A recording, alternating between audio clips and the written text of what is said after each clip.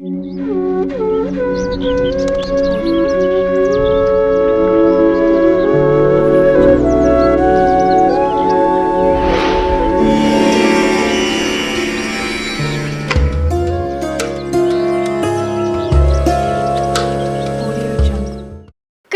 వందే జగద్గురుం అంటే ఈ విశ్వానికి శ్రీకృష్ణుడు గురువు వంటివాడు అని.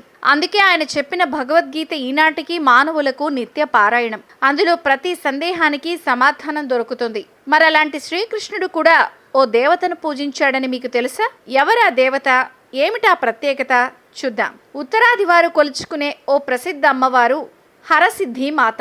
ఈ అమ్మవారిని హరసిద్ధి మాతగా కొలవడం ఎప్పటి నుంచి ఆరంభమైందో చెప్పడం కష్టం. కానీ మహాభారతానికి చెందిన ఒక కథ మాత్రం ఇందుకు కారణంగా వినిపిస్తుంది. శ్రీకృష్ణుడు జరాసంధుణ్ణి అనే రాజుని సంహరించిన విషయం తెలుసు కదా. జరాసంధుని సైన్యం మీదకు యుద్ధానికి వెళ్లే ముందు ఆయన జగజ్జననిని విజయం కోసం ప్రార్థించారంట.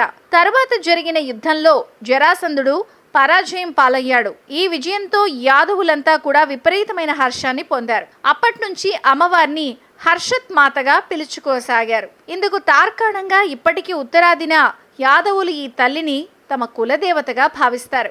స్వయంగా ఆ కృష్ణుడే ద్వారకకు సమీపంలోని కోయిలా దుంగార్ అనే చోట హరసిద్ధి మాత ఆలయాన్ని నిర్మించారట.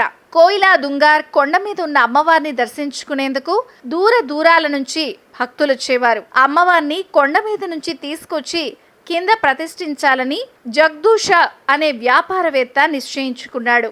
జగదూష ప్రార్థనలని మన్నించిన అమ్మవారు కూడా తాను కింద నిర్మించే ఆలయంలో ఉండేందుకు అభయాన్ని ఒసిగిందట. అలా 13వ శతాబ్దంలో జగదూష నిర్మించిన ఆలయం ఇప్పటికీ ప్రముఖ పుణ్యక్షేత్రంగా నిలుస్తోంది. ఇది శ్రీకృష్ణుడు పూజించిన దేవత కథ.